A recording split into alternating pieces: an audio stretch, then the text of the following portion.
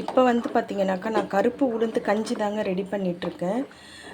கருப்பு உளுந்து பவுட்ரு வந்து பார்த்திங்கனாக்கா ஒரு 2 டேபிள் ஸ்பூன் போட்டிருக்கேன். அதுக்கு 2 டம்ளர் தண்ணி ஊற்றி நல்லா தண்ணியில் நல்லா கட்டி இல்லாமல் நல்லா மிக்ஸ் பண்ணி விட்டுட்டு அடுப்பில் வச்சு கைவிடாமல் கரண்டியால் கிண்டி விட்டுக்கிட்டே இருக்கணும்.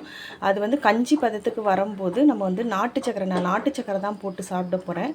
நாட்டு சக்கரை இருந்தால் நாட்டு சக்கரை போட்டுக்கோங்க. உங்களுக்கு வந்து ஒயிட் சுகர் இருந்தால் ஒயிட் சுகர் கூட போட்டுட்டு நீங்கள் வந்து அப்படியே குடிக்கலாம். இல்லை இது வந்து கருப்பு உளுந்தங்கஞ்சி வந்து கொஞ்சம் பச்சை ஸ்மெல் எடுக்கும். அதனால் நீங்கள் தேங்காய் துருவி போட்டு குடிச்சிங்கன்னா இன்னும் வந்து டேஸ்ட்டு வந்து சூப்பராக இருக்கும்.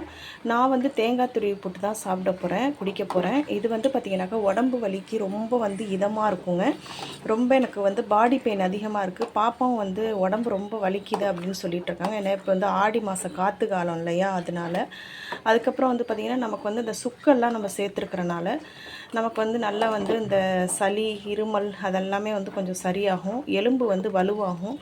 அதனால் வந்து பார்த்திங்கன்னா இந்த உளுந்தங்கஞ்சி நான் ரெடி பண்ணிகிட்ருக்கேன். இந்த உளுந்தங்கஞ்சி மிக்ஸு தேவைப்படுறவங்க ஸ்க்ரீனில் தெரிகிற வாட்ஸ்அப் நம்பருக்கு ஆர்டர் பண்ணி நம்மள்ட்ட வாங்கிக்கலாம்.